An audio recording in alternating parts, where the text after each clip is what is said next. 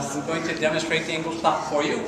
It's a monumental clock from the standpoint that it's very large, does quite a few different things, and it probably is one of 24 that toured the United States and Europe in the last part of the 1800s. It's called Ingall Clock because a man by the name of Stephen Ingall designed and built it. He's pictured here. Mr. Ingall was born in 1837. He lived in Hazleton, Pennsylvania, not too far from here. And the clock is 11 feet tall, 8 feet wide, 3 feet deep. Weighs about 1,250 pounds. It can be separated into 5 pieces for transportation by wagon and horse from city to city, primarily here in the north along the eastern seaboard. Mr. Ingall decided to build this clock in 1857 at the age of 19 and started then. It took him 21 years to completely build it. If you notice, there's a Roman soldier way up at the top.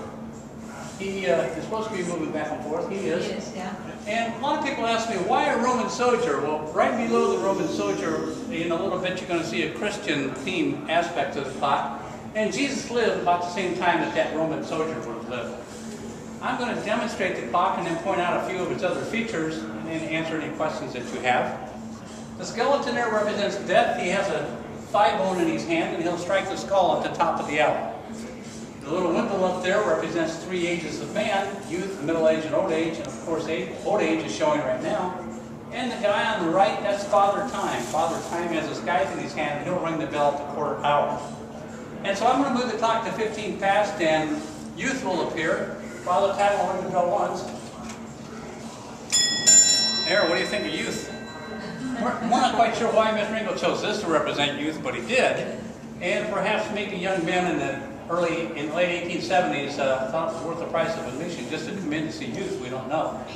At that time, it cost 25 cents for adults to get in and 15 cents for children under the age of 12 to get in. Are you 12 years old yet? No? Okay. All right, I'll move the clock to 30 past, and middle age will appear. And our little door gets stuck once in a while here. Middle age is pretty interesting because that's Stephen Ingall. Stephen Ingall has inserted himself into the clock as like a signature. So what a neat way to sign your masterpiece. At 40 minutes past, what will appear next would be the patriotic theme in the form of a Revolutionary War heroine by the name of Molly Pitcher. Before I started to work here, I didn't know who Molly Pitcher was, but she certainly has a neat story to tell. And her real name is Mary Hayes. She was from Carlisle, Pennsylvania, which is why we think Mr. Ingall from Hazleton put her into this clock. In any case, during the Battle of Monmouth in Monmouth, New Jersey, during a hot day, Molly Pitcher, who had accompanied her husband to the battlefront, thought it was probably a good idea to take water out to the Continental soldiers. And so that's what she did, hence her nickname Molly Pitcher. In any case, what you're going to see here in the left tower is Molly Pitcher is going to come out of a log cabin. Continental soldiers will march by on the way to Monmouth, and at the same time you'll hear some patriotic music being played by the fife organ here in the left tower. So watch the left tower, and I'll move the clock to 40 past.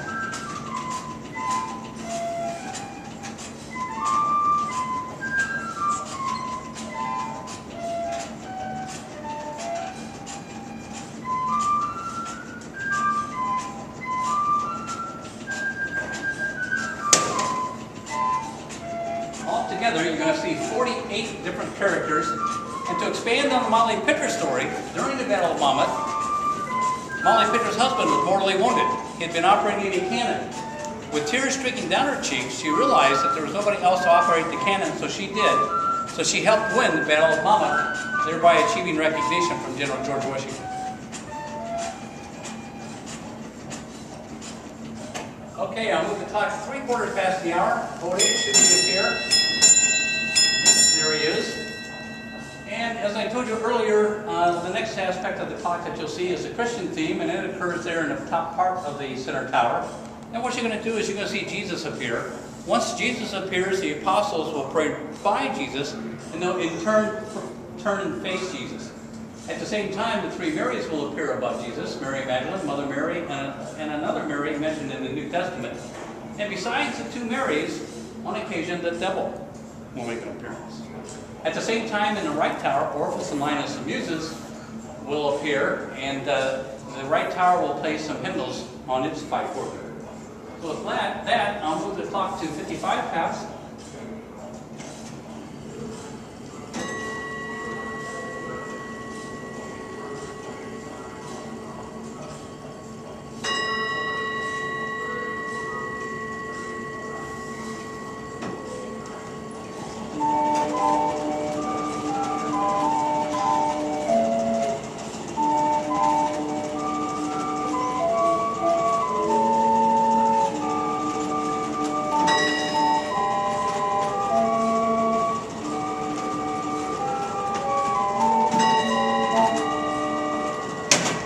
the door to the left of the Green Mary, the devil will make his first appearance.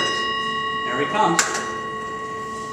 He'll be there briefly, and then he'll move to the right door, so you'll see him several times. There he is again. So there's an exception to the apostle starting to face Jesus, and that's Peter. Before the crucifixion, Peter denied knowing Jesus on 3 separate occasions. So in this particular representation, he turns away from Jesus. After he does that, the golden rooster will flap its wings and crow. There's Peter. Now watch the rooster.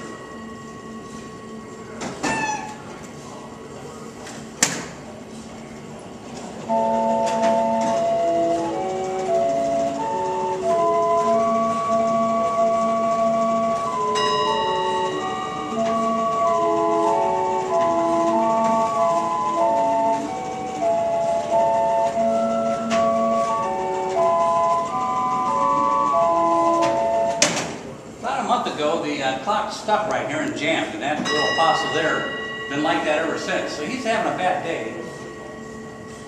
The last apostle to appear is Judas, and Judas is briefly followed by the devil. So here's the devil in his full dress. He'll be there just for a second and move back upstairs.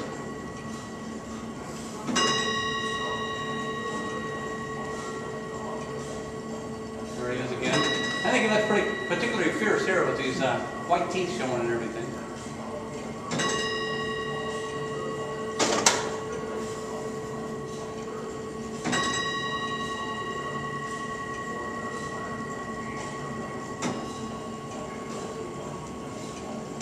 Okay, I moved the clock to the top of the hour, and the skeleton there will whack that skull with that thigh bone, in this case, 10 times. So watch the skeleton.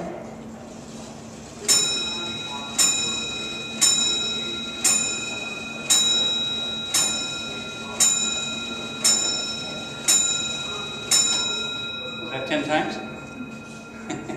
As many times as I do this, I still count that. I'm not sure why. In addition to what you've seen, it shows the month, the day of the week, the date. This dial here represents the tides, and this dial here represents the 4 seasons and the phases of the moon. The clock started the tour of the United States in 1877. It was taken around by Captain Jacob Reed, pictured here with his wife. And Mr. Reed was obviously a marketing person. He really embellished the clock, making it look a whole lot bigger than it really is. He called it the 8th wonder of the world. I'm not sure it's really the 8th wonder of the world, but it's a big clock and does a lot of neat things. What Mr. Reed probably did not tell people is that these dials here are hand operated. And so they were not associated with the movements inside the clock. So every day that the operator showed this clock, he had to adjust those things before showing it to the public. In 1878, Mr. Ingall completed the clock by adding this feature. He called it the tellurium. He designed it, built it, and patented it, and it represents the movement of the Earth, the Moon, and the stars. And so during the operation of the clock, the Earth would rotate on its axis once every 24 hours. The Moon would go around the Earth once every 29.5 days. And this, representing the stars and the constellations, would go around the Earth once every 365 days. We believe the clock was last seen at the Ohio State Fair in 1951. After that, kind of went into hiding. We were interested in the clock, we were aware of it, the Smithsonian was interested in the clock, and the Ingall family was putting out feelers to try to find the clock. It was finally found in 1983 in a barn in upstate New York near Syracuse, and at that time, an individual bought it, moved it to Connecticut with hopes of selling it to one of us. He wanted too much money. We finally came to terms with the guy and bought it in 1988. We moved it here. It took about 10 months to refurbish, and we've been showing the clock then since September 1989. That's pretty much a demonstration. Do you have any questions?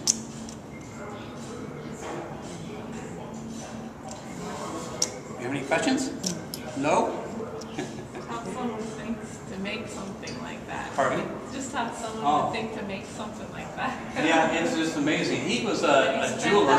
He worked on clocks and watches, and he also did some work with dentistry. But he was a pretty eccentric guy. He did all kinds of things, had several patents. Pretty busy. He had 9 kids, though. Hey, to keep it operational.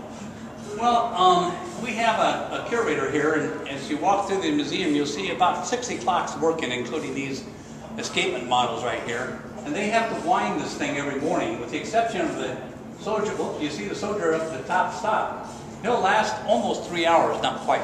So I wound him a little while ago, and So he already needs to be wound up again. There's 3 windings in front, 4 windings in back, and they're motivated by weights.